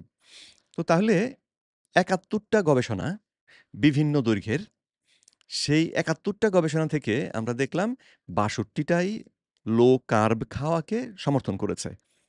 তো এবং এই গবেষণাগুলো চাইলে আপনারা প্রত্যেকটাকেই বিস্তারিত দেখতে পারেন যদি কেউ আগ্রহী হন। তাহলে উনার কথাটার আসলে আর কোনো ভিত্তি থাকছে না। তো তারপরেও আমি তো আম আম ছোট মানুষ, সুতরাং অনেক কিছুই হয়তো বুঝি না। তো চলুন আমরা সম্প্রতি প্রকাশিত আরেকটি গবেষণাপত্র দেখে আসি। এই গবেষণাপত্রটিতে বাংলাদেশী কিছু ডাক্তার যারা লন্ডনে থাকেন আসলে, তারা এই গবেষণাটিকে সম্প্রতি প্রকাশ করেছেন। গত আ সেপ্টেম্বর ২৭, ২০২৫ তারিখে এই গবেষণাটি প্রকাশ করা হয়েছে। Long term efficacy and safety of low carbohydrate died in type 2 diabetes remission, systematic review. তারা একটি সিস্টেমেটিক রিভিউ করেছেন। এই টাইপ 2 ডায়াবেটিস সারিয়ে ফেলার উপরে অ্যাম এই যে সীমিত শর্করা ভিত্তিক খাদ্যাভ্যাস ব্যবহার করার যে দীর্ঘমেয়াদী প্রভাব, সেই বিষয়ে। তো সেই বিষয়ে তারা এখানে যে কথাটা বলেছেন, সেটা হচ্ছে যে অ্যাম কোথায় গেল? আমি সোজাসুজি আপনাদেরকে একদম এদের কনক্লুশন যেটা আছে সেটার থেকে একটু পড়ে শোনাই, তাহলে অ্যাম বা বুঝতে সহজ হবে। উপসংহারটাই পড়ে শোনাই। This systematic review underscores the efficacy of low carbohydrate and ketogenic diets as viable strategies for treating and attaining remission in type 2 diabetes mellitus with the available study data. এই পর্যন্ত যে উপাত্ত পাওয়া গেছে, সেই উপাত্তের ভিত্তিতে এই সিস্টেমেটিক রিভিউ আ টাইপ 2 ডায়াবেটিসটাকে সারাবার ক্ষেত্রে বা উপশমের ক্ষেত্রে লো কার্বোহাইড্রেট ডায়েট ব্যবহার বা কেটোজেনিক ডায়েট ব্যবহার করার পক্ষপাতী। তারা এ কথাটা বললেন। Long term trial evidence indicates significant enhancements in glycaemic control. দীর্ঘমেয়াদী গবেষণা থেকে আমরা দেখতে পেয়েছি উল্লেখযোগ্য, নজরে পড়ার মতন আম এই যে রক্তে চিনির মাত্রা নিয়ন্ত্রণ, বডি ওয়েট ওজনের নিয়ন্ত্রণ এবং কার্ডিওমেটাবলিক হেলথ, অর্থাৎ হৃদরোগজনিত যে ঝুঁকি বা হৃদজনিত স্বাস্থ্য যেটাকে আমরা বলি, সেটার ক্ষেত্রে ভালো ফল দেখা গিয়েছে with certain individuals maintaining remission for multiple years. যেখানে কিছু রোগী বছরের পর বছর ধরে এই অ্যা টাইপ 2 ডায়াবেটিস থেকে উপশম অবস্থায় আছেন। তো বাকিটা আপনারা পড়ে নিতে পারবেন। কিন্তু গবেষণা তাহলে এই কথা বলছে। এই গবেষণার যে বললাম বাংলাদেশী অ্যাম লেখক বা এই গবেষণায় মূল যারা অংশ নিয়েছেন তারা বাংলাদেশী। দেখুন নাম কি? রাজীব দাস, ডাক্তার। ডাক্তার নূর মোহাম্মদ, তারপরে মোহাম্মদ শরীফুল ইসলাম, সৌমিত্র দাস, ফয়সাল আব্দুল্লাহ, মোহাম্মদ আব্দুল কাদের, মোহাম্মদ আব্দুল্লাহ আল মামুন, সৌরভ দত্ত। সঙ্গে কাজ করেছেন ইউকের যে বিখ্যাত ডাক্তার, ডাক্তার ডেভিড আনউইন এবং আ হাঙ্গেরির আরেকজন চিকিৎসক, তার নাম হচ্ছে ইস্তেভান মাজ্জাক। তো উনারা মিলে এই সিস্টেমেটিক রিভিউটিকে প্রকাশ করেছেন, যেখানেও তারা দাবি করছেন যে দীর্ঘমেয়াদে এই জিনিস ব্যবহার করা উপকারী, বা কিটোজেনিক ডায়েট ব্যবহার করাটা উপকারী। আচ্ছা, এখন এটাকে বন্ধ করে দিয়ে আমি আপনাদেরকে পরবর্তী যে প্রমাণটা দেখাবো সেটা ২০২৪ সালে প্রকাশিত, আ ৫ বছর ধরে কিটোজেনিক ডায়েট ব্যবহার করে সেখান থেকে যে ফল পাওয়া গিয়েছিল, এটা আমেরিকার ভার্টা হেলথ ক্লিনিক বলে একটা ক্লিনিক। সেই ক্লিনিক এই গবেষণাটিকে পরিচালনা করেছে ইন্ডিয়ানা ইউনিভার্সিটির সঙ্গে সম্পৃক্ত হয়ে। তো সেই গবেষণাতে ফল যেটা পাওয়া গেল, যেটার কনক্লুশনটা আমি এখান থেকে পড়ে শোনাই আপনাদের। উপসংহারে তারা এই গবেষকরা বলেছেন, ওভার 5 ইয়ার্স ৫ বছরের মধ্যে the very low carbohydrate intervention showed excellent retention and significant health benefits including diabetes remission, weight loss and improved cardiometabolic markers. ৫ বছর ধরে যারা এই লো কার্বোহাইড্রেট খাদ্যাভ্যাস অনুসরণ করলেন, তাদের মধ্যে দেখা গেছে যে রোগীরা এই ডায়েট থেকে যে ছেড়ে দেন তা না, রিটেনশনটা ভালো ছিল। তাদের অনেকগুলো স্বাস্থ্যগত উপকার তাদের মধ্যে দেখা গিয়েছে। যার মধ্যে রয়েছে অর্থাৎ স্বাস্থ্যগত উপকারগুলো শুধু এই কয়টাই না, এর থেকেও বেশি কিন্তু উল্লেখ করেছেন তারা এই কটা। ডায়াবেটিস রিমিশন অর্থাৎ ডায়াবেটিস সেরে গিয়েছে, উপশম হয়ে গিয়েছে সেটা একটা। ওয়েট লস তাদের ওজন কমেছে এবং তাদের কার্ডিও মেটাবলিক যে মার্কারগুলো সেগুলো ইমপ্রুভ করেছে। এটা ৫ বছর ধরে পরীক্ষামূলক গবেষণার পরের ফল। তো এটাকে ছুঁড়ে ফেলে দেওয়ার তো উপায় নেই। এটা অত্যন্ত গুরুত্বপূর্ণ একটা ফল এবং এই গবেষণাটি ৫ বছরের আগে তারা ২ বছর মেয়াদী গবেষণা করেছিলেন। তার ফলাফল আরও বহুদিন আগে প্রকাশ হয়েছিল। ২০২২ সালে যদ্দূর আমার মনে পড়ে। আ তো একজন চিকিৎসক, প্রফেসর চিকিৎসক হিসেবে এই তথ্যগুলো তাদের জানার দরকার ছিল এবং এই ক্ষেত্রে আমি শুধুমাত্র যে প্রফেসর ফারুক পাঠানকে দায়ী করব তা নয়। আমি এই যে আলোচনার মধ্যে আমরা আরো ৩ জন ডাক্তার, ৪ জন ডাক্তার দেখলাম। তাদের সকলেরই এই কথাগুলো জানা উচিত ছিল। তারা প্রত্যেকেই প্রফেসর মানে অ্যাসোসিয়েট প্রফেসর বা প্রফেসর পর্যায়ের চিকিৎসক। তো তারা এই বিষয়গুলো জানবেন না। না জেনে এইরকম বোকার মতন কথা বলবেন, এটা কি করে মেনে নেয়া যায়? তো এখন চলুন আমি আপনাদেরকে প্রমাণ তো কিছু দেখালাম। তো এবারে আমি আপনাদেরকে দেখাবো যে দেশের বাইরে, বাংলাদেশের বাইরে অত্যন্ত স্বনামধন্য কিছু চিকিৎসক, কিছু গবেষক। আ সামনে দেখতে পাচ্ছেন প্রফেসর টিম নোকস, তিনি দক্ষিণ আফ্রিকার একজন তিনি আসলে ইউকের বংশোদ্ভূত অর্থাৎ উনার বাবা, বাবা বা দাদা ইসের থেকে ইউকে থেকে দক্ষিণ আফ্রিকায় এসে জীবন ধারণ শুরু করেছিলেন বা বসবাস করতে শুরু করেছিলেন। তো তিনি সেখানে হয়েছেন এবং আম সে পরবর্তীতে তিনি এই আম একজন নামকরা ডাক্তার এবং গবেষক হিসেবে করেন। ডাক্তার বলতে উনি আসলে যে চিকিৎসক ডাক্তার তা নন। উনি গবেষক ডাক্তার হিসেবেই বেশি কাজ করেছেন যদিও উনার ওই এমডি ডিগ্রি রয়েছে। তো তিনি নিজে একটা বই লিখেছিলেন 'দ্য লোর অফ রানিং' যেটা কিনা যারা ওই দীর্ঘ দৌড় প্রতিযোগিতায় যায়, ম্যারাথন দৌড়ায় বা আরো লম্বা রকমের দৌড়ায়, তারা ওই বইটাকে একেবারে মূল তাদের পাঠ্যপুস্তক হিসেবে পড়তো। তো উনি একসময় শর্করা খাওয়ার খুব পক্ষপাতী ছিলেন। কিন্তু তারপরে নিজেই যখন আবার ডায়াবেটিস আক্রান্ত হয়ে গেলেন, তখন হিসেব মিলাতে গিয়ে যে আমার তথ্যের সঙ্গে আমার নিজের শরীরের রেজাল্ট তো মিলল না। উনি নিজেও কিন্তু দৌড়বিদ। উনি প্রতি সপ্তাহে ১০০ মাইল বা এরকম দৌড়াতেন। ম্যারাথন দৌড়েছেন যে কতগুলো তার হিসেব নেই। তো তারপরে যখন উনার টাইপ 2 ডায়াবেটিস দেখা দিল, তখন তিনি অনুভব করলেন যে তাহলে তো আমার যে কথা আমি এতদিন বলে আসছি, তার সঙ্গে আমার নিজের দেহের ফলাফলই মিলছে না। তখন এই বিষয়টি নিয়ে তিনি আরো গবেষণা করেন এবং পুরো নতুন একটা কথা বলতে শুরু করেন। উনার মুখ থেকে আমরা তাহলে একটু শুনি। But he stalled and stopped. And I'll try to explain why he did that and why he would not study carbohydrate intakes below 40%. এখানে তিনি কথা বলছিলেন বিজ্ঞানী জেরাল্ড রিভান তার কথা। তো জেরাল্ড রিভান এই যে ইনসুলিন রেজিস্ট্যান্স যে শব্দটা আমরা ব্যবহার করি, এই বিষয়ে তিনি অনেকগুলো গবেষণা করেছিলেন এবং তার গবেষণাই আসলে ডায়াবেটিস রোগটাকে বুঝতে আমাদেরকে খুব সাহায্য করেছে। তো তিনি রোগীদেরকে শর্করা খাওয়া কমিয়ে ক্রমান্বয়ে কম শর্করা খাওয়ালে কি ফল হয় সেটার পরীক্ষা করছিলেন। কিন্তু তিনি একটা সীমা পর্যন্ত এসে থেমে যান। তিনি তার থেকেও কম খাওয়ালে কি হয়, এই পরীক্ষাটা আর করেননি। তো সেইটার কথাই তিনি বলছেন যে যদি আরেকটা পরীক্ষা তিনি করতেন, তাহলে তিনি দেখতে পেতেন যে শর্করাটাই মূল সমস্যা। আর যদি তিনি সেটা দেখতে পেতেন, তাহলে তার এই আবিষ্কারটা সেই দিনে এই নোবেল প্রাইজ পাওয়ার মতন গবেষণা হতো। কিন্তু তিনি সেই কাজটি না করার কারণে নোবেল প্রাইজটি পাননি। এটা হচ্ছে উনার মতামত।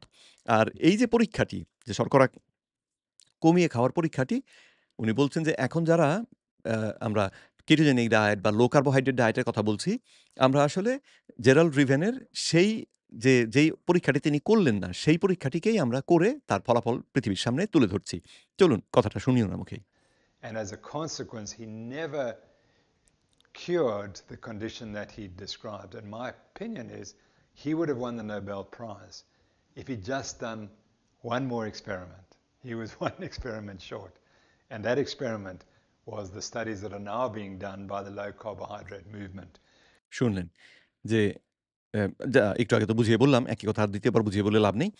তো লো কার্বোহাইড্রেট ডায়েটের তাহলে তিনি বলছেন যে এটা করলেই টাইপ 2 ডায়াবেটিস সারিয়ে দিয়ে জেরাল্ড রিভেন আম পৃথিবীর সামনে প্রমাণ করতে পারতেন এবং সেই কারণে তিনি হয়তো আ নোবেল প্রাইজও পাওয়ার দাবি করতে পারতেন উনার মতে। তো তাহলে উনি লো কার্বোহাইড্রেট ডায়েটের পক্ষের লোক। এটা অনুসরণ করার পক্ষের কথা বলছেন। তো দেখালাম আমরা আপনাদেরকে প্রফেসর টিম নোকস। এবারে যাই প্রফেসর পিটার ব্রুকনার। তো দক্ষিণ আফ্রিকা থেকে একজনকে দেখালাম। ইনি হচ্ছেন আবার অস্ট্রেলিয়ার লোক। তো তারই মুখে শুনুন, তার ছবিটা দেখুন। এই ছবিতে তার ভুঁড়ি বেশ খানিকটা বেরিয়ে আছে। তাই না? আ পেটটা একটু ঠেলে বেরিয়ে আছে। তো এই সময়ে তার ওজন ছিল, বয়স ছিল ৬০ বছর এবং ওজন ছিল ৯৩ কেজি। তো উনি নিজেই এই বিষয়ে যে একটা লেকচার দিচ্ছিলেন, লেকচারের মধ্যে ছবিটা দিয়ে নিজের অবস্থাটা ব্যাখ্যা করছিলেন। তো আমরা সেই জায়গাটা একটু শুনি। A few buddies there too, so that's all right. The only difference is that they're still overweight. All right, so I decided it was time for an experiment. Okay, 3 months of a low carb, healthy fat diet.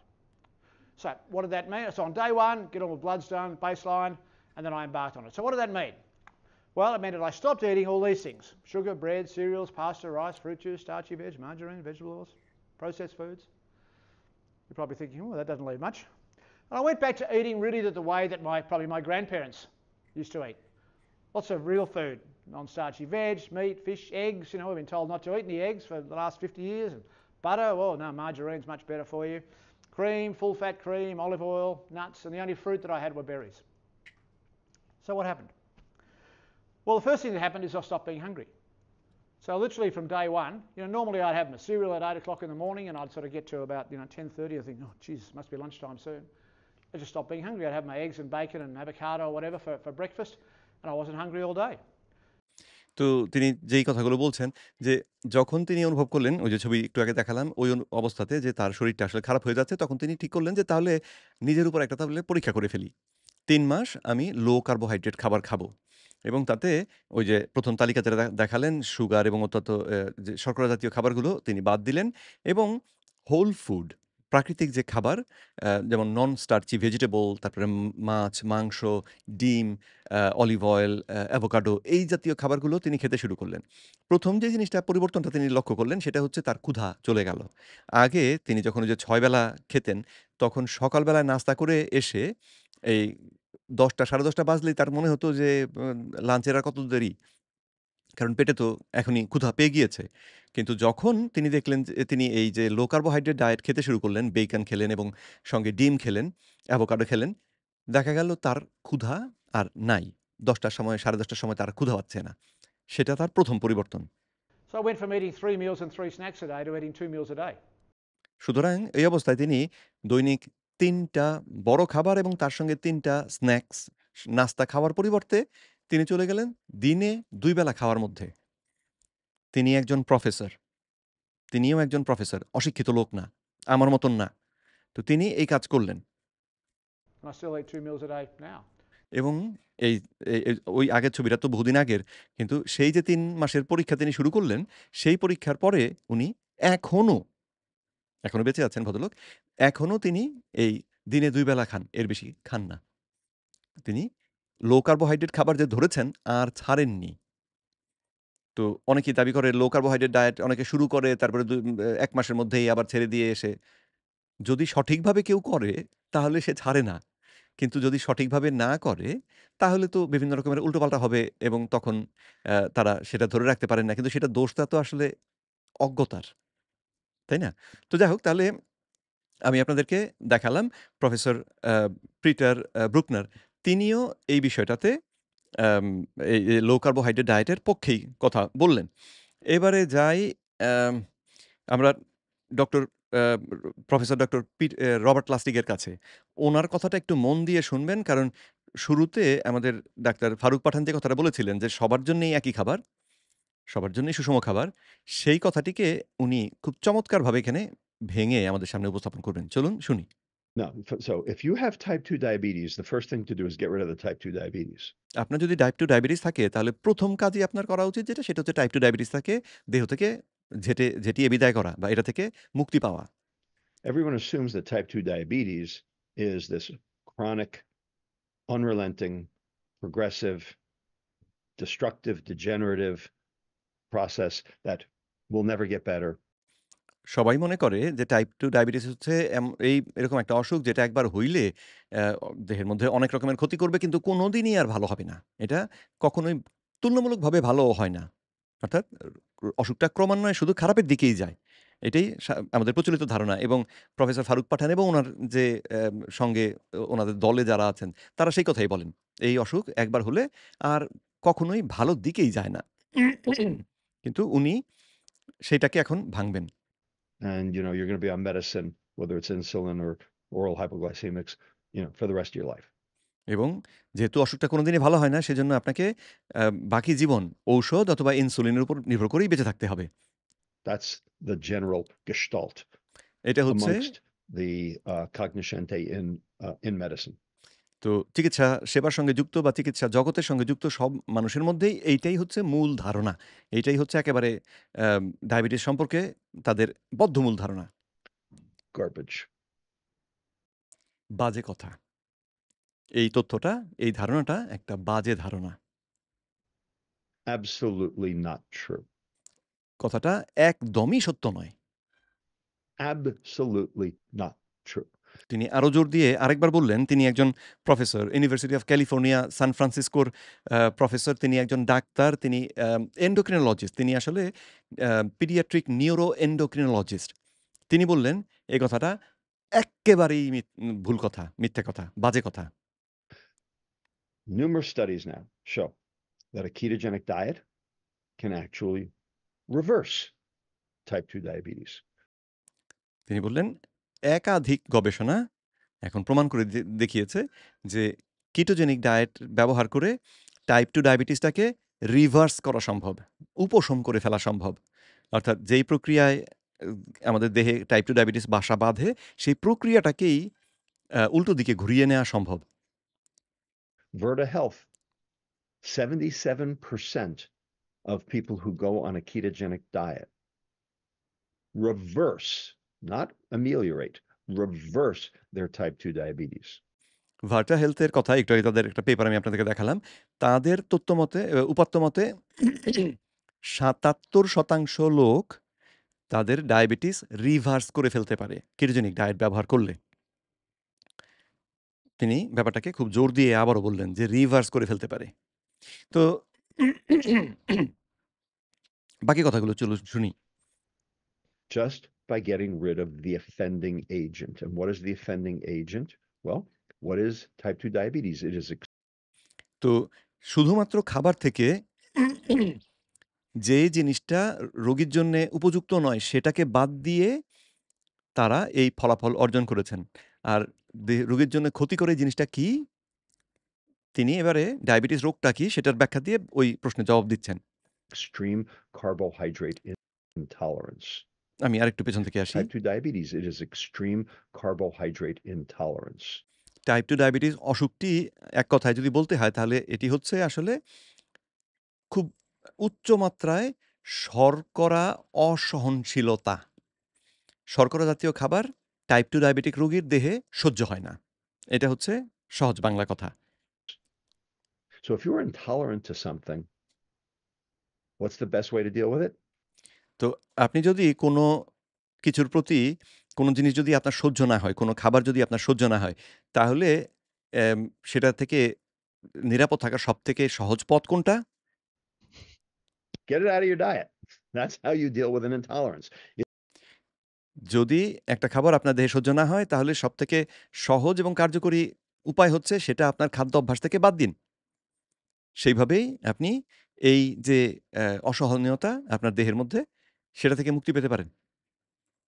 If you are lactose intolerant, get the lactose out of your আপনি যদি lactose intolerant হন তাহলে lactose খাওয়া বন্ধ করে দিন। Lactose আপনার খাদ্যের মধ্যে থাকবে না। diet. Okay. If you have, if you have peanut allergy, get the peanuts out of your diet. আপনার যদি ওই চীনাবাদাম খেলে অ্যালার্জি হয়, তাহলে আপনার খাবার থেকে চীনাবাদামটাকে বাদ দিয়ে দিন। Whatever it is that you have an intolerance to, get it out of your diet. যেই জিনিসই খাদ্যের যেই কোনো জিনিস যদি আপনার দেহে সহ্য না হয়, তাহলে সেই জিনিসটাকে খাদ্য থেকে বার করে দিন। So Yeah, but so get carbohydrate out of your diet, you are on a ketogenic diet. And it turns out a ketogenic diet will reverse type 2 diabetes. Now, তো তাহলে তিনি বললেন, তার মানে আ টাইপ 2 ডায়াবেটিক রোগী যদি আপনি হন, তাহলে আপনার দেহে যেহেতু গ্লুকোজ বা কার্বোহাইড্রেট সহ্য হয় না, খাবার থেকে কার্বোহাইড্রেটটা বাদ দিয়ে দিন। কিটোজেনিক ডায়েট করুন, তাহলে আপনার ডায়াবেটিস রিভার্স হয়ে যাবে। উপশম তো উপশম, মানে দেহেও যে ক্ষতি হয়েছিল সেটা আবার উল্টো দিকে মেরামত হতে শুরু করে দেবে।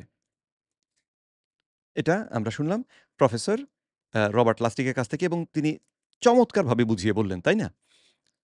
এবারে চলুন আমরা শুনি প্রফেসর আম এরিক ওয়েস্টম্যান তার মুখ থেকে। তিনি এই শর্করা বা সীমিত শর্করা কিটোজেনিক ডায়েটের পক্ষে কিনা। তিনি অবশ্যই পক্ষে, কারণ তিনি সেই ২০০২ সালে ১ম এই কিটোজেনিক ডায়েট ব্যবহার করাটা যে আসলে নিরাপদ এবং এতে যে রোগীর ওজন কমে এবং এতে যে রোগীর ডায়াবেটিস ভালো হতে শুরু করে, সেই ২০০২ সালে তিনি ১ম এটাকে প্রমাণ করে, পরীক্ষাভিত্তিক একটি গবেষণার মাধ্যমে প্রমাণ করে পৃথিবীর সামনে উপস্থাপন করেন।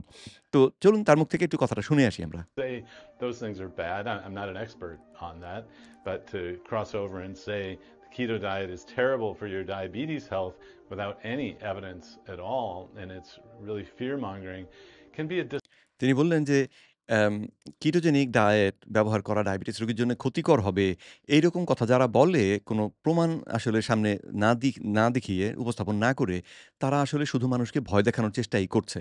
disservice to you, my patient, who's actually kind of struggling with sugar addiction.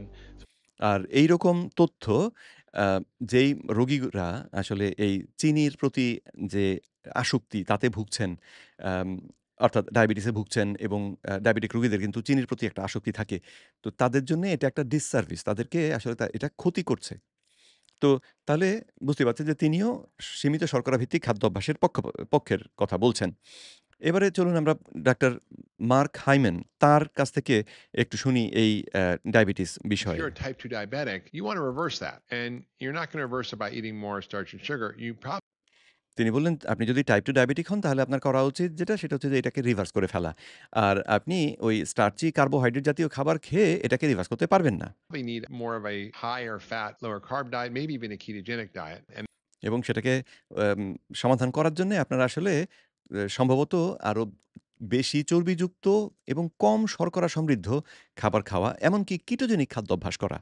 তো তিনিও এই কথা that may বললেন। be extreme in your mind, but actually, if you have an extreme disease like diabetes, you might need extreme interventions, right? তো এই কথাটা শুনে আপনার মনে হতে পারে যে এটা তো একটা বিশাল পরিবর্তন। খাবার থেকে শর্করা পুরো বাদ দিয়ে দেওয়া, এটা কেমন কথা? বা এটা কঠিন। তো তার জবাবে তিনি বললেন যে, "তোমার যে অসুখটা হয়েছে সেটা একটা জটিল অসুখ, এবং সেই জটিল অসুখের সমাধানের জন্যে যে চিকিৎসা সেটা একেবারে সহজ হবে এরকম আশা করো কেন?" Right? Benjamin Franklin said, an ounce of prevention is worth a pound of cure. Some people need a pound of cure, which might be a ketogenic diet. Now, once you actually fix this problem and you become more metabolically resilient, then you can actually have a wider diet and more foods that may have been a problem in the past if you get yourself metabolically healthy and resilient.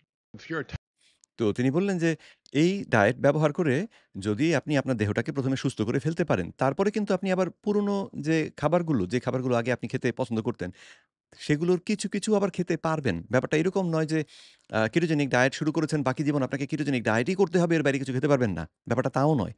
কিন্তু অধিকাংশ ক্ষেত্রেই অবশ্য লোকে সেটা করে না। তার কারণ হচ্ছে কেটোজেনিক ডায়েট করলে আমরা তখন ব্যক্তিগত অভিজ্ঞতা থেকেই বুঝতে পারি যে অন্য খাবারগুলো আমাদের দেহের মধ্যে কিরকম নেতিবাচক প্রভাব ফেলে।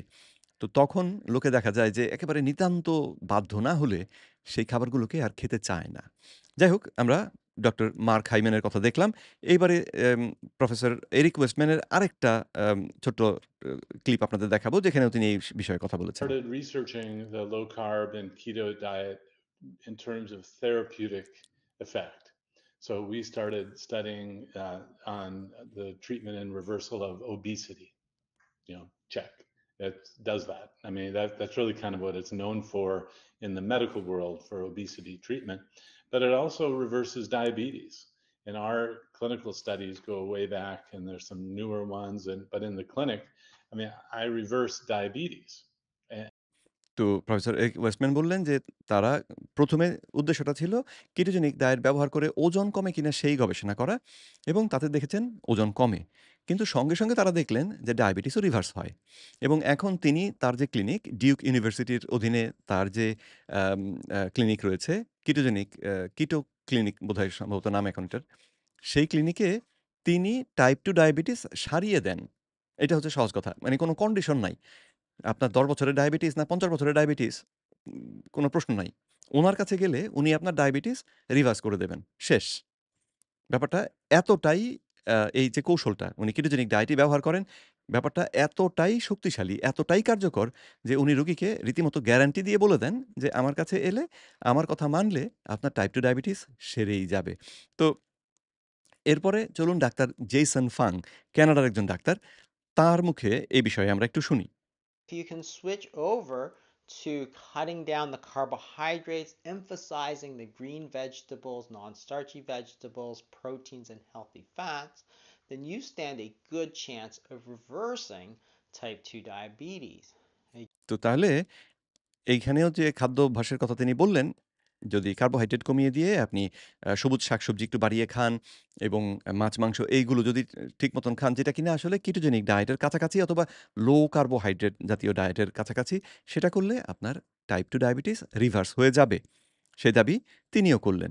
এবারে আমরা যাই আমেরিকার যে একজন প্রফেসর, তিনি অবশ্য একাডেমিক প্রফেসর, তিনি চিকিৎসক নন। রিসার্চার অর্থাৎ বিজ্ঞানী এবং একজন প্রফেসর। চলুন তার মুখে শুনি এই বিষয়ে তিনি কি বলেন। I wanted to share with you guys the results of a study just published this week. They looked at the efficacy of two different diets in type 2 diabetes.